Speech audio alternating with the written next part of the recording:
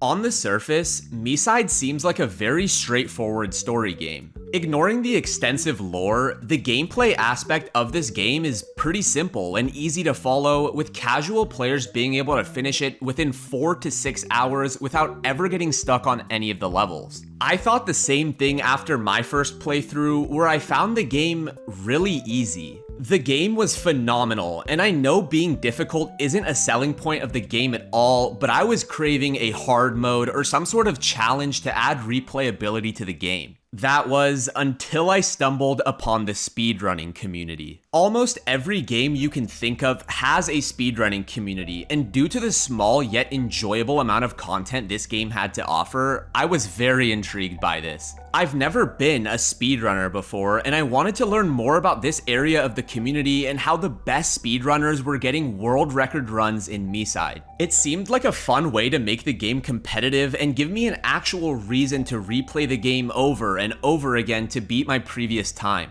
Little did I know, I was about to enter a rabbit hole far deeper than I ever expected to be sucked into.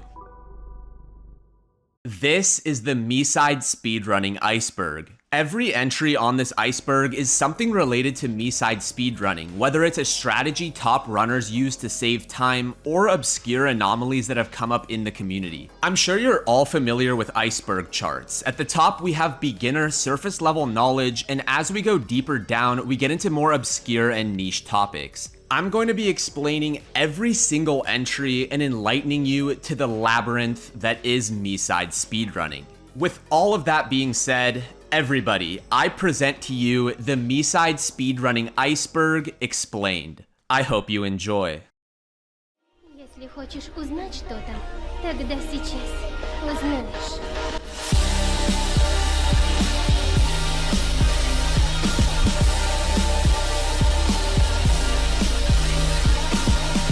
Почему ты хочешь сбежать от меня? Твой реальный мир — это же абсурдный кошмар. Ты забыл? Тогда взгляни еще раз.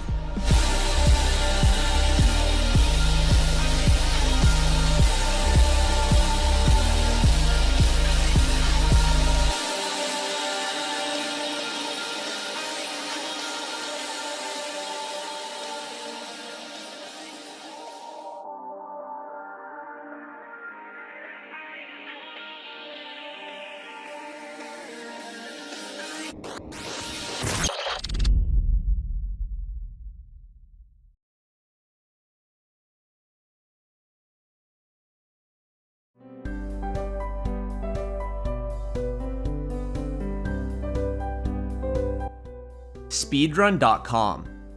Speedrun.com is the website where all the records and runs are submitted and displayed. By clicking on a run, you can watch them and view the details, such as the date the run was submitted and approved, the version of the game in the run, whether or not it used glitches, and so on. If you're looking to get into speedrunning MiSide, or any game really, this is the first place to go check out. Double Escape Macro. The double escape macro is the only macro you're allowed to use and the only macro that isn't considered cheating in MiSide speedrunning. The purpose of this macro is to dialogue skip. When a character in the game is talking, you can see the 3D subtitles appear in front of them. Sitting around and waiting for this dialogue to finish is very slow, but if you press escape to pause the game after a sentence is formed and then unpause right after, it will immediately skip to the next line of dialogue. By assigning a macro where pressing one key will press escape twice in the matter of milliseconds, you can fly through dialogue and save a crazy amount of time in a run. Dialogue skipping is absolutely necessary to achieve a top run, and every top runner has a double escape macro binded. Chinese text. While on the topic of dialogue skipping, if you're using English text, the sentences are super long and take more time to form than other languages with shorter sentences and less words. As of right now, simplified Chinese is the meta language to use for speedrunning since the 3D sentences form far quicker, making the dialogue skipping macro much more consistent and effective. Better Speedrun Timer. Better Speedrun Timer is the website that speedrun.com verifiers use to verify runs. How it works is you paste a YouTube link into the site, which will then display the video, allowing you to go through frame by frame to see exactly how long a run actually took, down to the total number of frames. On-screen speedrun timers have a lot of human error involved since you need to manually start and stop it, so Better Speedrun Timer is required to be used by verifiers to get the true time of a run, and that is what will be displayed on speedrun.com after a run gets verified. E plus space plus left click. When interacting with an item in MiSide, there are 3 inputs that you can use. You can press E to interact, you can press space to interact, or you can left click to interact. Since all 3 inputs work the exact same, spamming E, space, and left click all at the same time will allow you to interact with items on the earliest possible frame. Since Better Speedrun Timer is being used to calculate the runtime, every single frame counts. Panzer 564. Panzer is a staff member and top runner in the MiSide speedrunning community, being one of, if not the most popular player. He holds an insane amount of world records and is overall a positive influence on the community. Thanks to his help, I was able to get more knowledge about the entries on this iceberg and learn more about MiSide speedrunning as a whole. If you haven't already, I would definitely recommend checking out his channel here on YouTube. Version 0.92.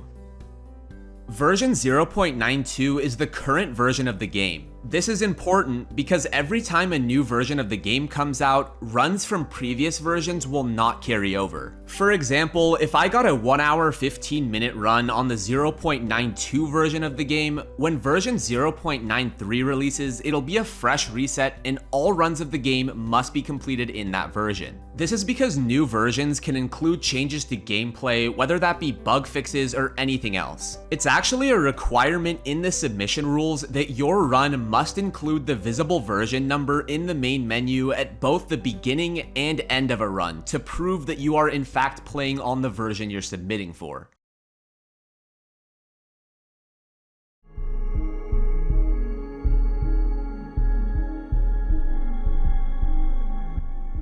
Hitboxes. MiSide has a lot of invisible hitboxes that most players aren't aware of. A hitbox is an area in the game that triggers an event if your player model touches it. For example, when you get up from the dinner table after eating with Mita, you have to go put your plate in the sink. A lot of players think you need to press E here to put the plate away, but you actually just need to touch the hitbox to trigger the animation. Here you can see me put the plate away without even facing the right direction because I walked backwards into the hitbox. When you're walking back from the sink, it's the same thing, so hanging a sharp right past the garbage can to touch the hitbox on the earliest possible frame is the optimal pathing. More specific hitboxes like this will be brought up in future entries on the iceberg, so it's important to understand they exist because they can save you a lot of time, as you'll find out shortly. Cosmetic mods. Do you want to speedrun MiSide, but forgot you have the Brazilian Hatsune Miku mod installed and don't want to get rid of it? Well, it looks like you're in luck because cosmetic mods are actually allowed in runs. So long as a mod is strictly cosmetic and does not change the gameplay in any way or grant the player an advantage, it's perfectly allowed. NSFW mods are banned, however, and pretty much only mods that alter Mita's appearance in appropriate ways are allowed. Some players don't know this, so feel free to change Mita's appearance if you'd like. Third battery teleport. In the early section of the game where you put batteries into the portal to fix it, there's actually a way you can teleport to place the third battery quicker. By looking directly left of the scan button in this location, you can teleport down to the third battery slot and save a second or two here. This is a pretty common practice for top runners, so it's good to get in the habit of doing this since it can be difficult to get down consistently at first. Clipper OW.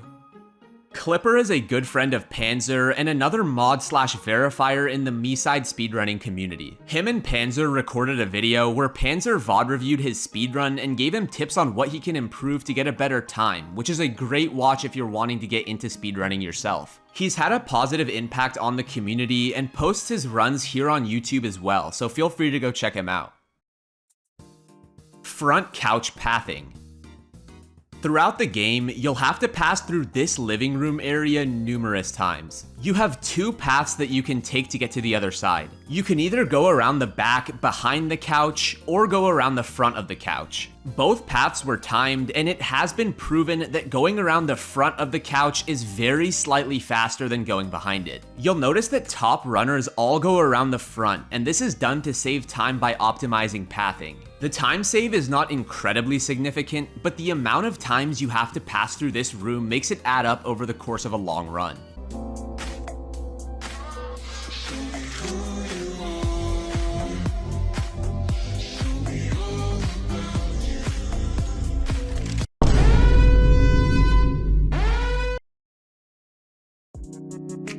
Cappy skip.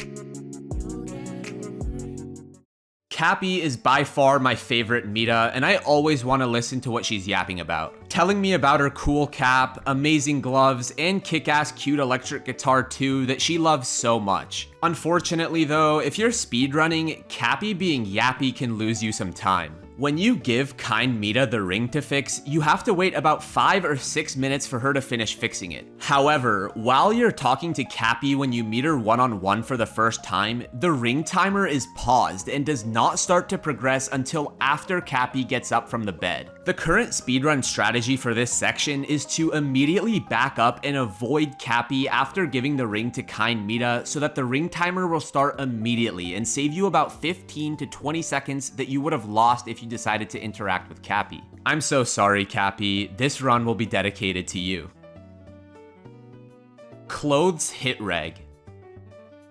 This entry refers to the buggy behavior surrounding the hit registration on the clothes in the first section of the game. This part is a nightmare if you're speedrunning, since going too fast here can cause clicks to not register or cause clothes to drop back to where they were originally. At least this part is at the very beginning of the game, so resetting here isn't too bad, but it can be really frustrating, especially if it happens multiple times in a row. Spoon and pen spawns. Once you get transported into the game for the first time, you need to find a spoon, pen, and scrunchie to put on the scanner. The thing is, the spawns for these 3 items are random, so if you get a bad spoon spawn or bad pen spawn, you can lose some precious time. The best spawn for the spoon is on the table right in front of the door, and the best pen spawn is on the portal, so you can just snag it while you're on the way to the bathroom to go get the scrunchie. Memorizing every potential spawn is important, since you have to account for the possibility of getting unfavorable item spawns.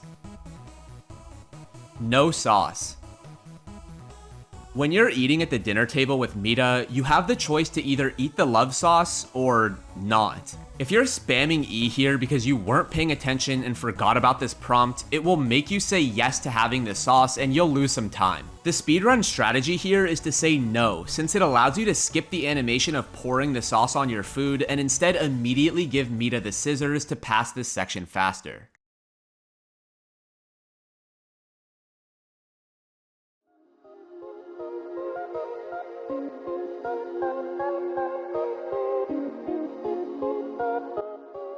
Chibi RNG.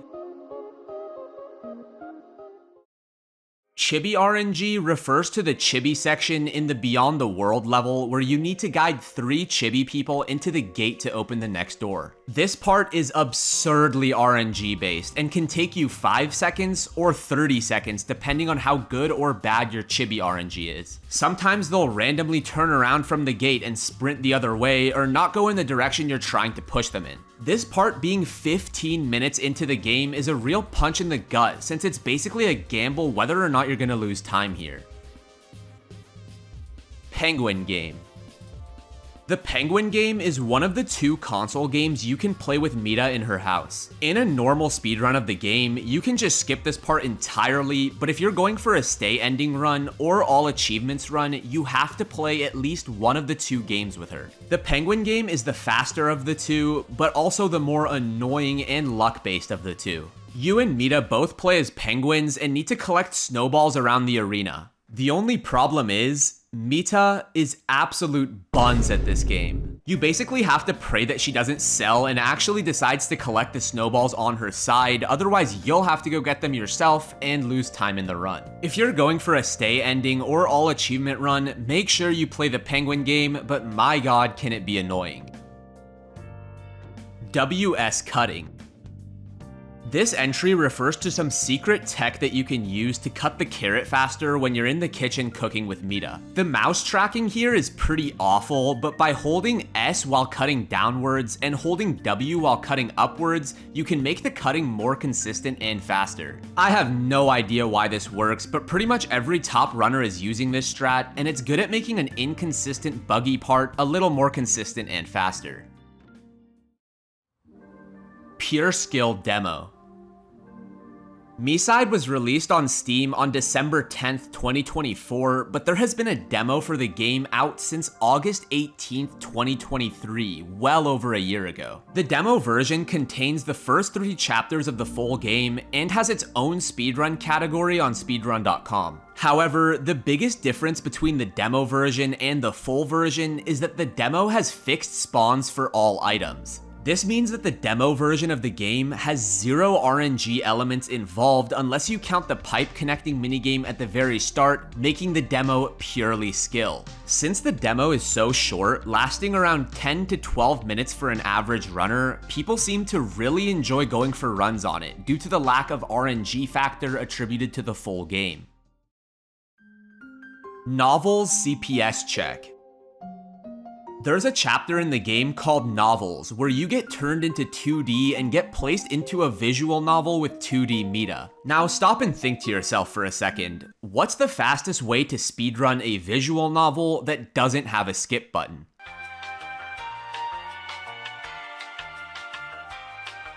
If your answer wasn't mash your keyboard like a senile elderly person at a casino, I'd love to know what it was. This part of the game is literally just a CPS or clicks per second check, since how fast you can spam will dictate how fast you can pass it. There actually used to be a level category on speedrun.com for this level, but it's since been removed due to the lack of gameplay. Scissor spawn. Remember earlier in the video when I was talking about hitboxes and how they can help you save time? Well, here's one of them. After you're done making dinner with Mita, she asks you to go to the bathroom to grab her a pair of scissors. When you enter the bathroom, there's an invisible hitbox that once you touch, will trigger the vent to bust open and force your camera to look at it. This is annoying because you need to wait a second to regain control of your camera and then look at the scissors to pick them up. But since we studied hitboxes, we've got a solution. If you get this scissor spawn on top of the washing machine, you can actually grab the scissors and leave the bathroom without ever touching the vent hitbox, which allows you to skip the vent scene entirely. You can also do this if it's on the closest side of the sink, but it's harder to pull off quickly. Fridge turnaround.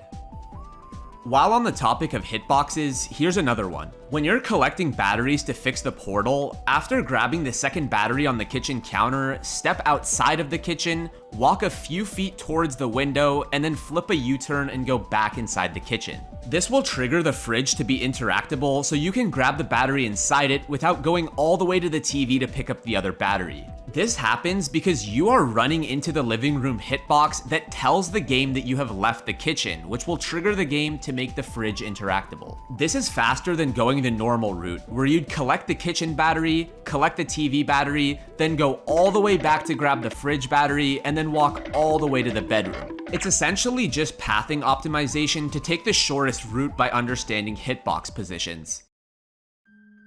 Unskippable dialogue. The double escape macro allows you to skip dialogue, but some dialogue is simply unskippable. This happens when the character speaking is in the middle of an animation. For example, while you're playing the card game with Mita, you can't skip any dialogue during the game since she's constantly in an animation. By using the double escape macro in areas where you can't skip dialogue, you'll actually be losing precious frames since the macro pauses the game even if it's for a tiny fraction of a second.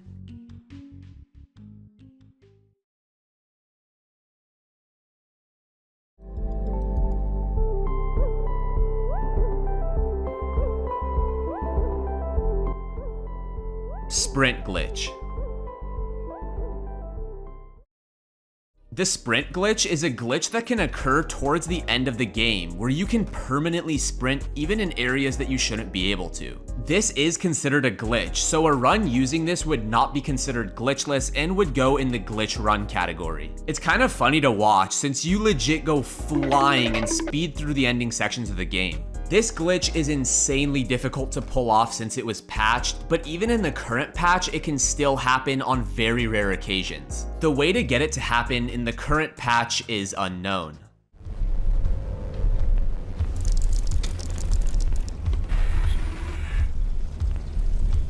Did I get it? Oh my god, I got it! Dude! I got sprint glitch!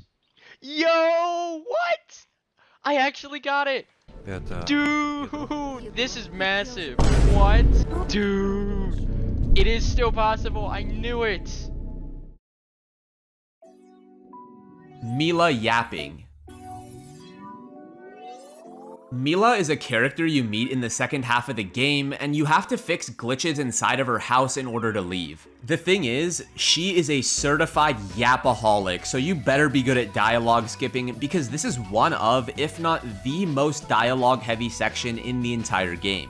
It doesn't help that there are 4 minigames that you need to play here, which are decently RNG heavy. So in short, you get to play an RNG hell minigame and then get rewarded by listening to Mila blabber on about absolutely nothing for way too long. If you want to get better at dialogue skipping, this is the level to play. One cycle. The one cycle refers to the hide and seek game you play with Crazy Mita in the run and hide level. Mita closes her eyes and you need to make it to the other side without ever getting spotted by her. However, there is a chance that by just holding your left movement key down the entire time, you can make it to the other side without ever having to stop and hide from her, famously referred to as the one cycle by top runners. Getting the one cycle is pure luck, but it's a nice time save if you do end up getting it. Okay, get the one cycle. Risky as possible. I think you can get the one cycle. Oh. You got the No, I one thought cycle. I was gonna die there. Nah, you got the one cycle, you're good. You just got world record again.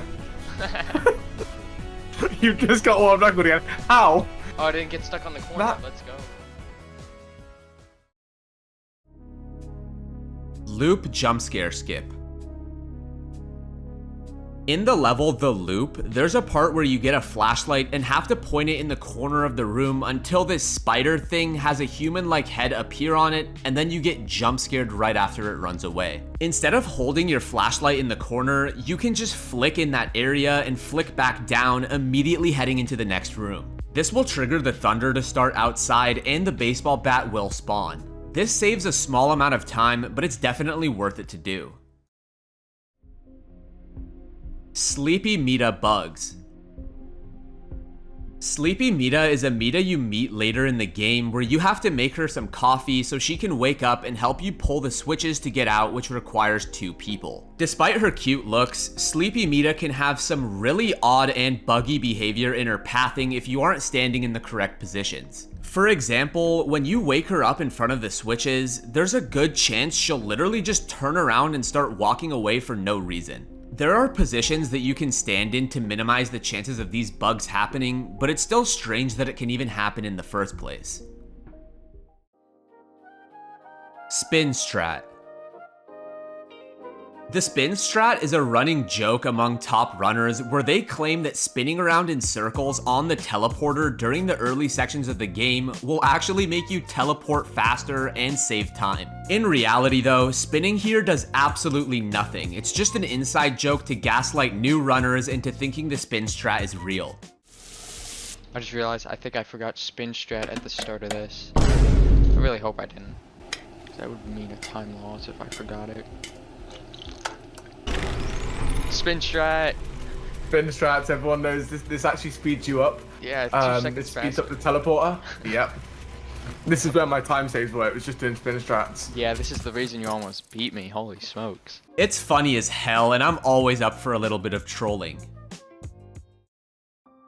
Sway while walking.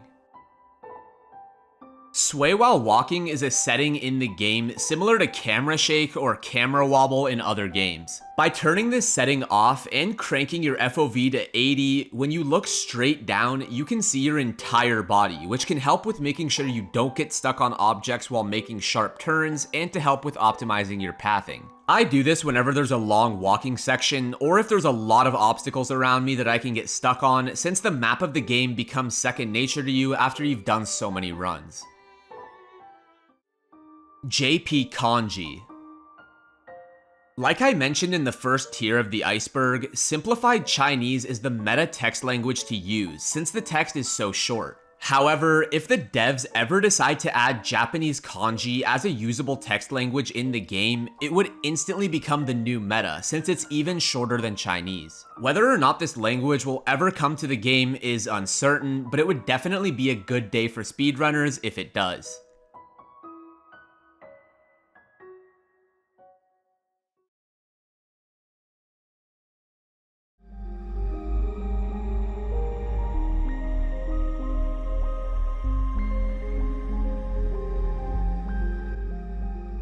Creepy Meta turnaround.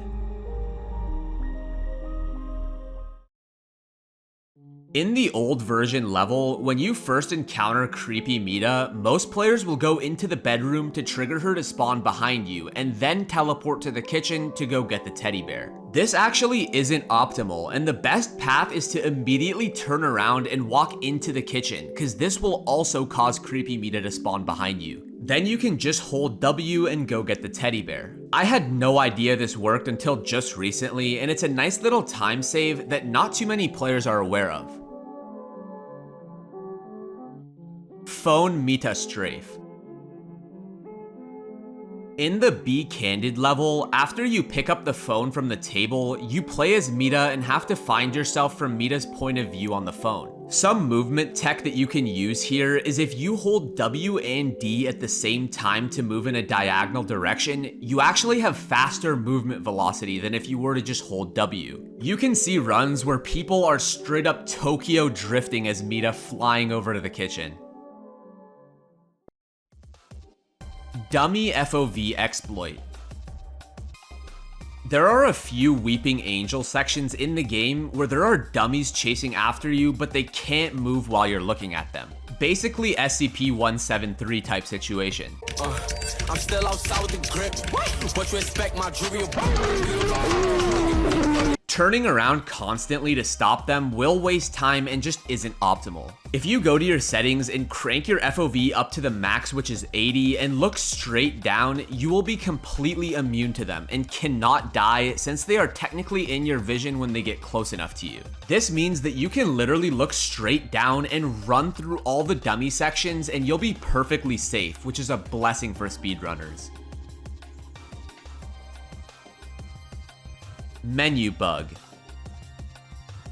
The menu bug is a very rare bug where while using the escape macro, the menu will get stuck on your screen, but you can still look around and play the game. There's no way to get rid of it, and you have to exit back to the main menu and load back in. This bug is extremely rare and has only happened to a few players, myself included. The cause of this bug is unknown.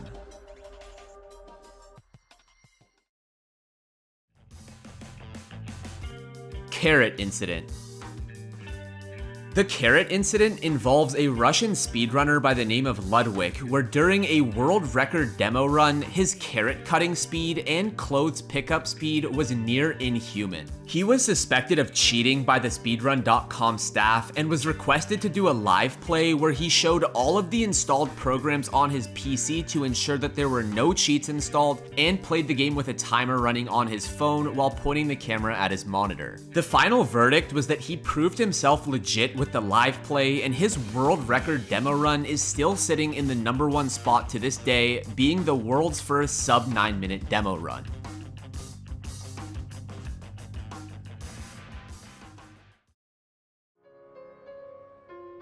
Tiny Meta grab skip. In the loop section of the game, Tiny Meta will randomly grab the player for a few seconds, requiring you to press E for her to let go. This might not seem like much of a time loss, but she can do this multiple times, which adds up very quickly. But speedrunners did what speedrunners do and found a strategy to combat this. By keeping your camera facing Tiny Mita the entire time and hugging the back wall in the final hallway, if you flick over to the door and interact fast enough, you can bypass the grab mechanic and skip it every time. This is a lesser known strategy and one that can definitely help squeeze out some extra time if you get it down properly.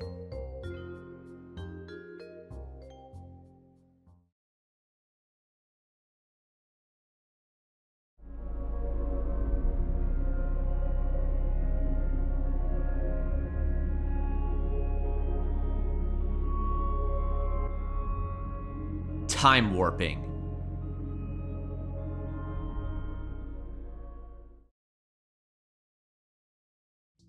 Time warping is a method cheaters use to get insanely fast runs. The method involves playing the game at a slower speed, basically in slow motion, to reduce the chances of making mistakes and being able to interact with items on the first possible frame. Then, once the run is over, they speed it up in post so it looks like a normal run.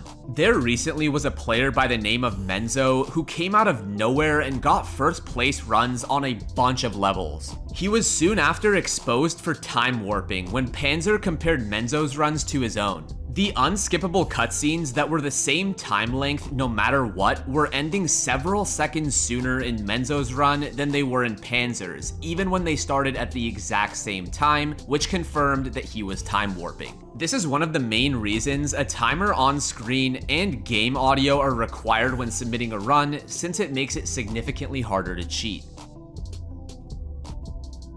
Early stand-up glitch. The early stand-up glitch is in the basement section of the game when you're hiding from Crazy Mita. By getting very close to her after the first hiding sequence, you can stand up early, which increases your movement speed. This makes the hiding sequence faster since you can immediately walk away at normal speed instead of waiting to stand up when you get near the stairs, saving you a small amount of time. Similar to the other glitch entries, this is not allowed in a glitchless run and will turn it into a glitched run. Door no clip. When entering the bathroom after Crazy Mita snaps her fingers, there's a way you can leave early. By pressing up against the door in a specific way and looking in the right direction, you can actually no-clip straight through the door instead of having to wait for the animation of opening it. This is an incredibly difficult skip to pull off, and runners still haven't found a way to truly make this 100% consistent. Creepy Mita dialogue skip. When talking to Creepy Mita after giving her the teddy bear, you have to ask her 3 questions of your choice before you can move on to the next section. However, if you spam 3 number keys at the same time when the prompt appears, there's a chance you can glitch the game into thinking you selected 3 questions at once and can move on to the chase sequence after asking only 1 question. Doll minigame pattern. In the doll minigame where you need to quality check 4 Mita models, you need to put a sheet with a pattern on it on the scanner to see if they match up. The thing is, you don't actually need to place the sheet on the scanner if you memorize the pattern. The strategy for this part is to quickly look at the sheet and see if the pattern is correct, and then immediately move on to check the buttons. You save about a second by doing this, but a lot of players think you actually need to place the sheet on the scanner for it to count as correct, which just simply isn't true.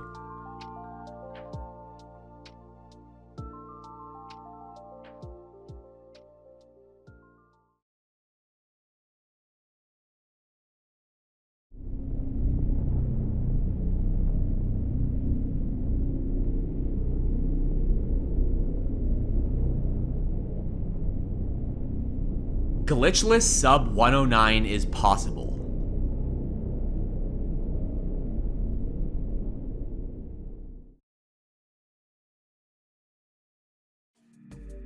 When Panzer was streaming one of his runs, he had his splits up on the right side of the screen, which shows what time he was at during each section of the game. What he didn't realize though was that it was counting his best time for each individual section on its own, not just the sections on his best run.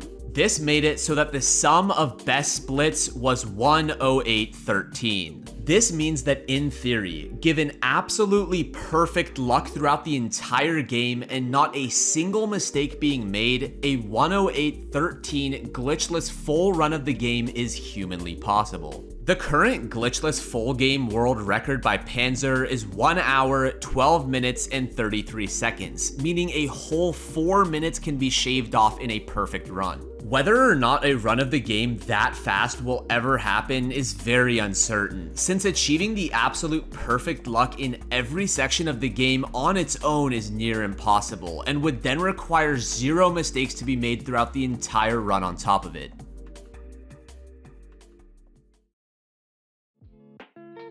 Death threats.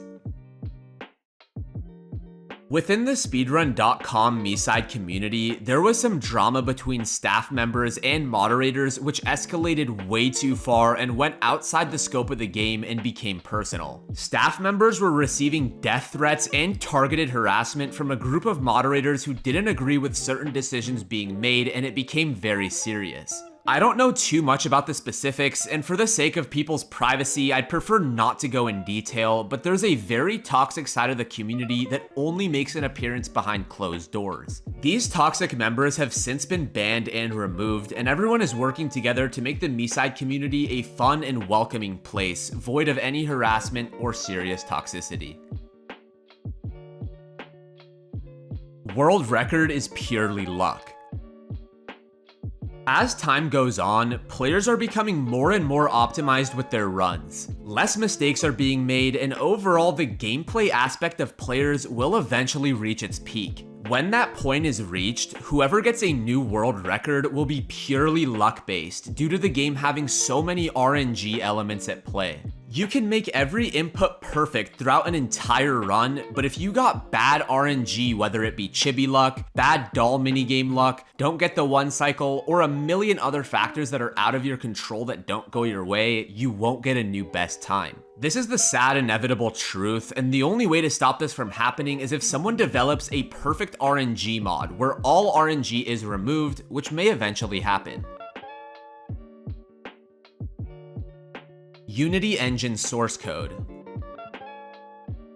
MiSide was developed and runs in the Unity game engine, which makes the actual source code of the game a challenge to acquire and alter. Specific percentages and values of conditional events happening and how the game operates at a fundamental level is still unknown. People are using mod loaders like BepInEx to put plugins and files into the game, but altering the actual source code is another can of worms. I'm sure it will happen eventually, but for the time being, it's still a mystery.